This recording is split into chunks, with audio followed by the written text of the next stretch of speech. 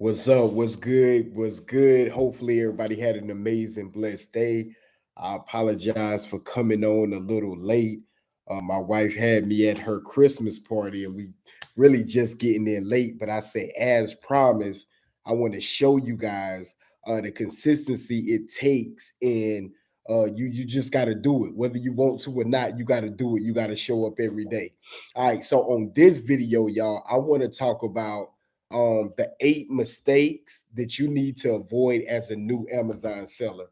All right, so number one here on my phone is not taking verification seriously, right? So whenever you set up your Amazon account, you definitely need to follow the steps. So it's going to give you some basic steps that you need to outline and follow detail by detail. So, for instance, if they tell you to upload your light bill or electric bill and they say it needs to be in PDF format, please do not upload it in any other format. Like, it needs to be exact.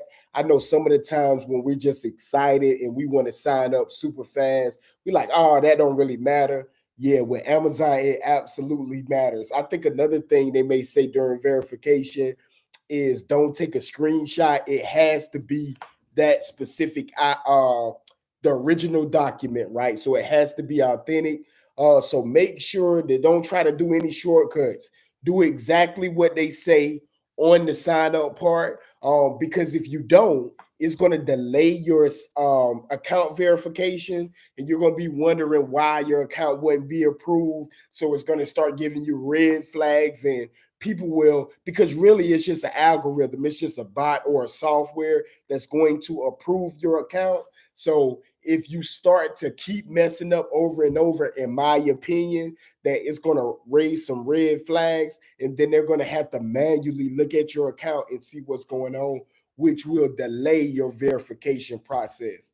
Okay, so definitely take that serious, and make sure you do as they say, T to the T, y'all, to the T. So second I have here in my phone is buying inventory from not reputable sources, right? So say for example, you guys know I love the media in the book category.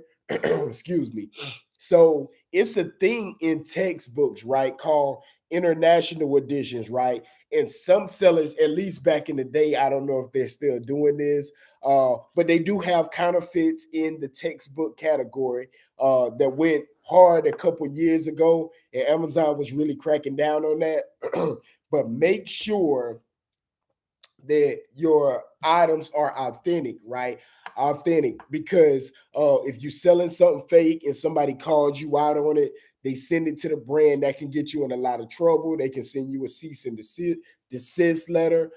They can possibly sue you, right? So make sure whenever you getting these products, they're authentic. You getting them from the source.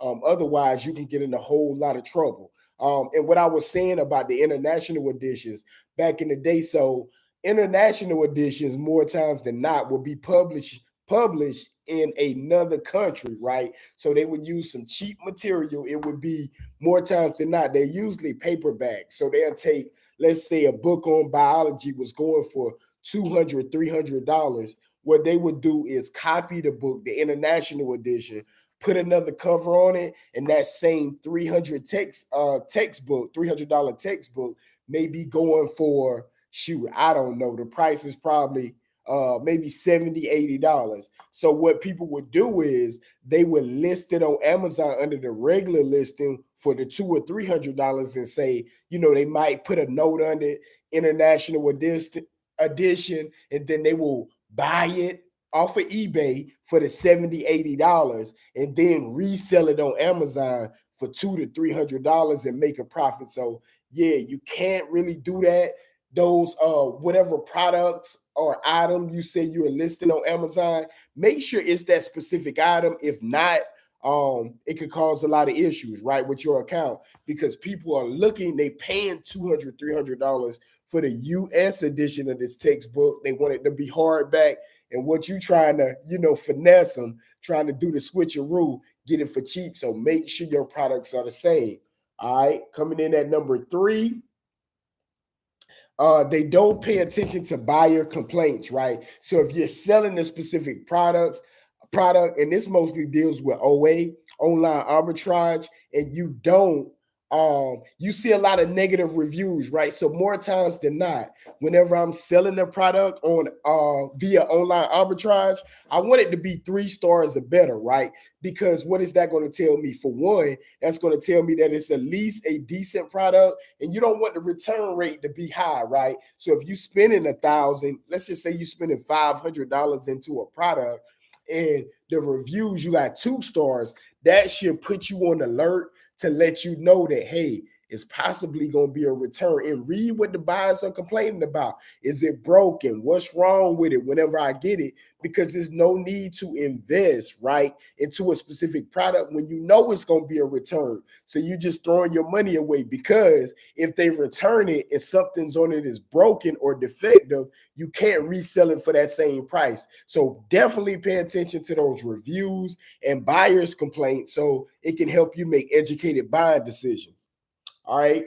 Number 3 here on my phone, I have opening multiple accounts without permission, right? So Amazon kind of changed this a little bit, but let me say it like this. You can open multiple accounts without going to them, but you need to know how to do it the right way, right?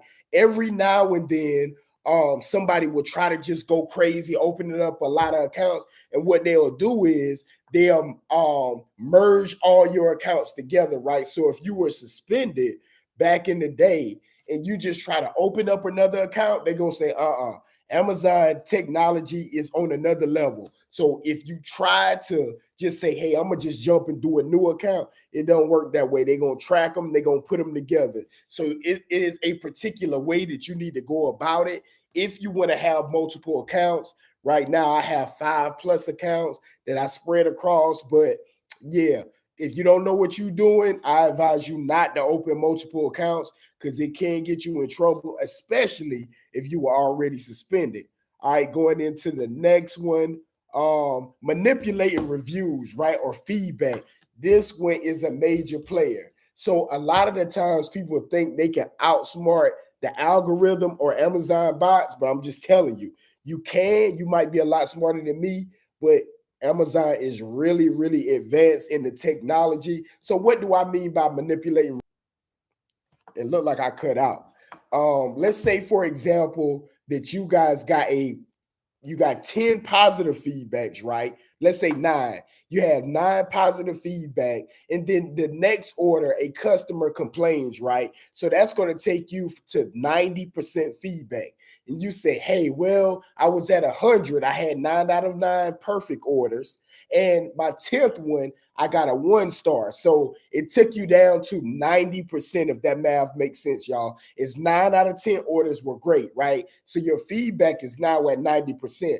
A lot of the new sellers think they can call up, their cousin or their friend and say, hey, I need you to order from my store like 5 times or 10 times so that I can boost my feedback back up. But you definitely don't want to do that. Going back to the previous point, what they can do is actually connect your account and your friend's account. I don't know exactly how they do it, but I've known it to be done in the past. The people that try to manipulate reviews, they will catch on. Also, I think it's some services out there like feedback services for Amazon, which people pay for to get a lot of feedback. I do not recommend it. It might be something that works, but it's definitely against Amazon's terms of services. So yeah, I would kind of stay out of that, y'all. All right, the next one I have here, y'all forgive me, my phone keep locking. The next one is selling unsafe or poor quality products. And this goes into the reviews, right? If you know the product trash and you're really out just to make the money, stay away from it, because it's going to damage your brand. It's going to damage your feedback or your reviews. And overall, man, we don't want to do business that way. Like anything we do, no matter if it's e-commerce or you have a brick and mortar store, you want to make sure you're adding value, right? Because if we don't add value, we know that the money follows the value. We never want to trick anybody, sell a trash product, because that's going to reflect on what we have going on. So if our brand or our store is behind it, we need to make sure that the product is legit. We need to make sure they're getting exactly what they thought they were going to get, because they're spending their money with us. We need to make sure that they get that valuable product. Because another thing I've learned over the years is it's easier to sell a customer that's already bought with you, right? So it's harder. It takes more money. You got to run more advertising. It's harder to get new customers to come in. But if you have somebody that already bought something from you in the past and they know that you delivered, they know you're genuine, they know you always, you don't just deliver, right? You over deliver on what they paid for. It's going to be super easier, a lot easier for them to start buying from you in the future, any product that you may have. So with that being said, make sure everything is legit, because it can take you to the next level. All right. The next thing I have here is not performing to Amazon standards, right? This is key. People take Amazon's, and whenever you sign into your Seller Central account, you're going to see your account health. Make sure you check that page, if not daily, at least 2 or 3 times a week, because it's going to gauge how well you're doing on Amazon. So it's a snapshot on your account on how well you're doing on the platform, any nicks or strikes you may have against your account. So yeah, check in with that. People don't take Amazon's rules serious. They say, well, I can slide by like this. Nah, definitely don't do it. Getting your orders out on time, customer service, because again, Amazon is about the customer experience. So whenever you want to partner or sell on Amazon, your customer experience needs to meet their customer experience and their customer service. So, hey, we need to make sure it's elite. I'm not sure where you guys are located, whether you're watching live or on the replay. But hey, if you guys ever been to Chick-fil-A, at least in my area, man, the customer service is always A1. And I like to model my business around just like a Chick-fil-A style. Like, we just don't deliver. We're going to take that bad boy to the next level. And I didn't even number them. So whether I'm on number 8 or a bonus one, I can't forget this one, which I didn't write it down. People don't know the difference between sales and profit. Let me say that again, because this is a major one. Sales and profit. Sales are cool. You may see these big numbers on social media, but the profit is what's going to matter, right? How much, and sometimes the profit don't even matter really at the end of the year. How much money are you keeping? How much money are you using to invest in assets, right? So the sales, it's cool to get all the sales. You may make, 6 or 7 figures a year, but if you're only keeping, 1,000 or 2,000 a month, not saying that's bad, but that's a big difference, right? You're looking at it and saying, hey, I make 6, 7, 8 figures, but you're only keeping 24,000 a year. So definitely pay attention to your numbers, track your numbers, realize how much are you putting out, how much are you bringing in, because that's going to be the determining key. We have to inspect before we expect any income, right? I'm gonna say that again. We got to inspect, analyze our numbers, analyze the system before we expect any profits on the back end. So hey, I had to come to y'all, even though I came on late coming from this Christmas party, just to let you know I'm consistent. I'm in this thing, and anything you want to do, you guys can do it. Stay consistent, no matter what it costs. Hey, it's for you. The world is yours. Love y'all. Be blessed. And hey, I'll be back tomorrow. See you on the next one.